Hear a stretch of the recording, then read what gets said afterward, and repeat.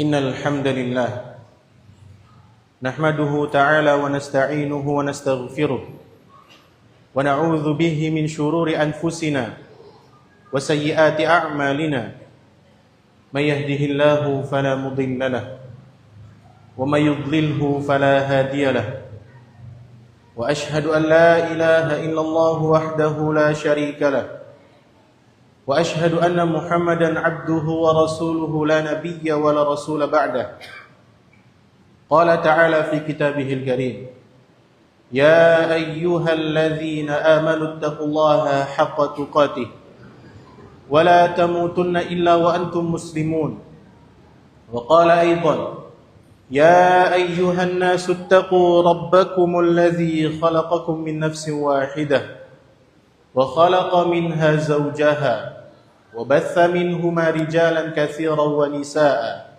واتقوا الله الذي تساءلون به والأرحام إن الله كان عليكم رقيبا يا أيها الذين آمنوا اتقوا الله وقولوا قولا سديدا يصلح لكم أعمالكم ويغفر لكم ذنوبكم ومن يطع الله ورسوله فقد فاز فوزا عظيما أما بعد Jama'atul muslimin a'azzani Allah wa iyyakum jami'an. Bersyukur kepada Allah Azza wa Jalla atas limpahan nikmat yang diberikan kepada kita, yang mana Allah Subhanahu wa taala masih memudahkan kita untuk senantiasa melaksanakan kewajiban-kewajiban yang telah ditetapkan kepada kita, dan kita masih berusaha untuk istiqamah meninggalkan hal-hal yang telah dilarang dari kita. Dan kemudian salawat seiring salam tercurahkan kepada baginda Muhammad sallallahu alaihi wasallam, suri tauladan kita, pedoman yang kita pegang dari sunnah-sunnah yang telah diajarkan kepada kita, yang dapat menjadikan kita selamat sampai akhir hayat kita. Jama'atul muslimin azzani Allah wa iyyakum jami'an. Ramadan telah berlalu. Kemudian apa setelah Ramadan? Berbicara amalan-amalan setelah Ramadan, mungkin sudah banyak yang kita ketahui. Di antaranya adalah hadis tersebut. Nabi SAW menyebutkannya tentang doa malaikat Jibril yang diaminkan oleh Nabi SAW. Ketika Nabi mengaminkan doa tentang orang yang merugi, raghima anfu rajulin man adraka syahra Ramadan falam yughfar lahu fadakhalan nar fa'ab'adahu Allah. Sungguh merugi seseorang yang ketika sudah berjumpa dengan bulan Ramadan, kemudian Ramadan itu pergi dan dia belum diampuni. Atau di riwayat lain, raghima anfu rajulin man dakhala alaihi Ramadan thumma salakha qabla an yughfar lahu. Maka sungguh merugi seseorang yang ketika sudah bertemu dengan bulan Ramadan, tetapi ketika Ramadan itu sudah berlalu, ternyata dosa-dosanya belum diampuni. Disanding hadis tersebut, malaikat Jibril alaihi salam juga berdoa, raghima anfu rajulin man adraka abawaihi aw ahadahuma falam yabirrahuma fadakhalan nar. Sungguh merugi seseorang yang ketika ia dapati kedua orang tuanya masih hidup atau salah satunya, tetapi dia tidak berbuat baik kepada mereka, maka mereka masuk ke dalam neraka. Atau dalam hadis lain, raghima anfu, summa raghima anfu, summa raghima anfu. Nabi SAW menekankan 3 kali celaka bagi seseorang. Siapa yang celaka? Man adraka abawaihi indal kibari ahaduhuma aw kilahuma falam yadkhulul jannah. Orang yang mendapati kedua orang tuanya atau salah satu dari kedua orang tuanya masih hidup, tetapi dia tidak memanfaatkannya sebagai pintu surga yang tersisa bagi dia, maka dia masuk ke dalam neraka. Wal'iyazubillah. Mungkin kita sudah sering sekali mendengar tentang berbakti kepada seorang ibu. Tidak dipungkiri lagi, ibu yang paling layak dibaktikan dari kehidupan kita. Kita harus lebih berbakti kepada ibu kita, karena ibu kita yang lemah-lemahan melahirkan kita, yang merawat kita, dan seterusnya. Tetapi ada ayat yang tidak kalah perannya dalam menjaga kestabilan hidup kita. Ayat yang sangat layak untuk kita juga berbakti sebakti-baktinya kepada mereka. terutama ketika mereka masih hidup, atau mungkin ketika salah satu dari kedua orang tua kita yang tersisa itu hanya ada ayah saja, maka tentunya kita harus memanfaatkan salah satu dari pintu surga yang tersisa tersebut. Jemaah yang semoga baik-baik kita berbakti kepada ayah kita juga adalah ketika kita bisa menjaga hubungan kita dengan kerabat-kerabat ayah kita. Sebagaimana sabda Nabi SAW, inna min abarril birri silatar rajuli wudda abihi ba'da an yuwalliya. Sebaik-baik berbakti kepada ayah kita yang paling utama adalah ketika kita menyambung tali silaturahim dengan kerabat-kerabat ayah kita meskipun ayah kita sudah wafat. Jamaatul muslimin azza wa iyyakum jami'an. Tidakkah kita sadar ayah kita adalah seorang manusia yang siap berdiri paling depan ketika ada sesuatu yang terjadi dalam keluarga kita? Bukankah ayah kita yang lelah-lelahan mencari nafkah untuk keluarganya?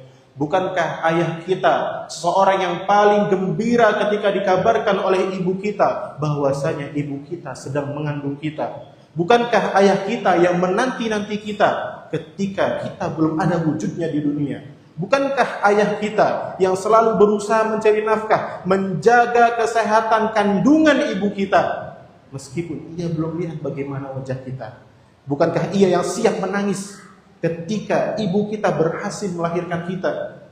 Ketika ibu kita sehat melahirkan kita? Bukankah ayah kita adalah orang yang paling bahagia di dunia?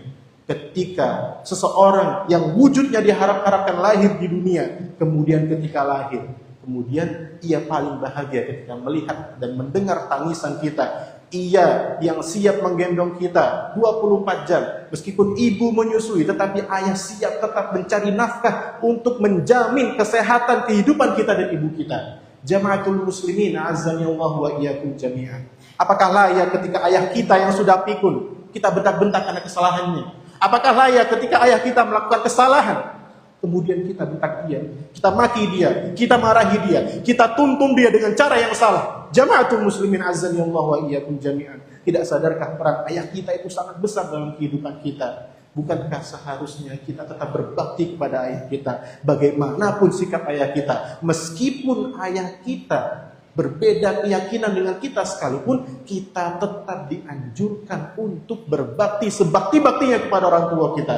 Tidakkah kita contoh suri tauladan terbaik kita, yakni Nabi Ibrahim alaihissalam, ketika ayahnya yang getol sekali menyembah berhala, yang sangat menyekutukan Allah Subhanahu wa taala, tidak menyembah Allah Azza wa Jalla, Nabi Ibrahim tetap ajak ayahnya untuk tetap berusaha membakti kepada Allah Subhanahu wa taala, beribadah kepada Allah Azza wa Jalla dan tidak menyekutukan Allah dengan sesuatu apapun.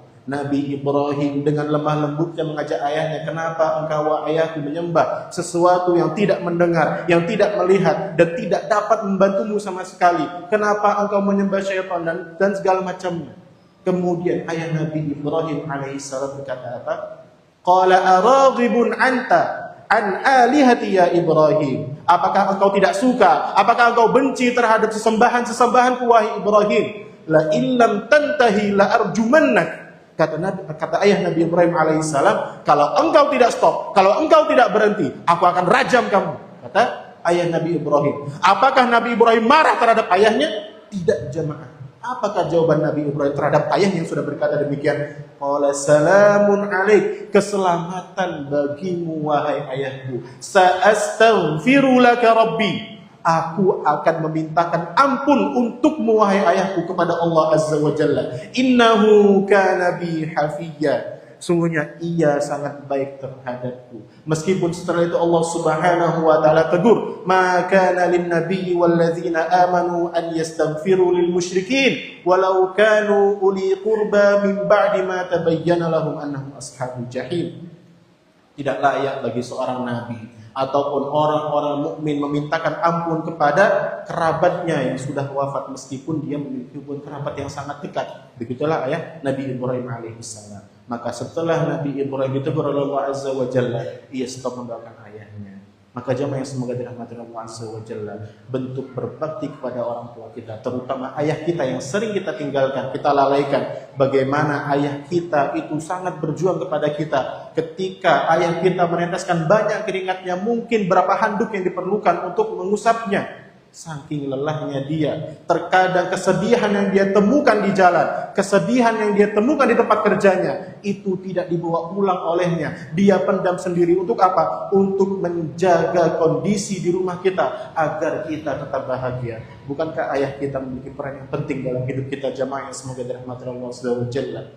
Maka taatilah orang tuamu, taatilah ayahmu, karena ayahmu itu seorang yang juga patut untuk ditaati. Wahai seorang anak yang masih memiliki ayah, manfaatkanlah hal tersebut. Ketika ayahmu masih hidup, dialah satu-satunya pintu surga yang tersisa. Yang semoga dirahmati Allah Subhanahu wa Ta'ala. Sekarang wahai ayah, engkau yang masih memiliki anak yang mungkin susah untuk dikasih tahu, maka ajarkanlah mereka untuk mencintai Allah Subhanahu wa Ta'ala lebih dulu dibanding mencintaimu. Bukankah itu juga yang diajarkan oleh Nabi Ibrahim alaihissalam ketika ia sudah lama sekali menanti-nanti keturunan, ketika diberikan keturunan, masih bayi, ditinggal gurun dengan ibunya. Kemudian apakah istrinya Nabi Ibrahim alaihissalam murka? Ketika istrinya berkata, apakah Allah Subhanahu wa Ta'ala yang memerintahkanmu untuk demikian? Ketika Nabi Ibrahim mengiyakan, maka istrinya menjawab, falan yudayyi'una. Maka Allah Subhanahu wa Ta'ala tidak akan menyia-nyiakan kami. Bahkan ketika anaknya Nabi Ismail sudah besar, tumbuh dewasa, Allah Subhanahu wa Ta'ala memberikan wahyu untuk menyembelih anaknya. Apakah Ismail murka terhadap ayahnya? Wahai ayah, kenapa engkau menyembelihku? Kenapa engkau harus taati Allah Subhanahu wa Ta'ala? Apakah anaknya berkata demikian? Tidak, jamaah semoga dirahmati Allah Subhanahu wa Ta'ala. Apa yang dikatakan oleh anaknya? Berkat dari didikan ayahnya. Qala ya abati fa'al ma tu'mar. Wahai ayahku, lakukanlah apa yang diperintahkan kepadamu. Itu kata Nabi Ismail kepada ayahnya. Jamaatul muslimin azza Allah wa iyyakum jami'an. Ini menunjukkan bahwasanya kita harus mendidik anak kita untuk mencintai Allah Subhanahu wa Ta'ala lebih dulu dibanding mencintai ayahnya atau dirinya sendiri. Maka jemaah yang semoga dirahmati Allah Subhanahu wa Ta'ala, berbaktilah terhadap ayahmu. Wahai ayah, jadikanlah anakmu, didiklah anakmu agar nantinya bisa berbakti kepadamu. Aqulu qawli hadza wa astaghfirullah li wa lakum wa li sairil muslimin min kulli dzanb fastaghfiruhu innahu huwal ghafurur rahim.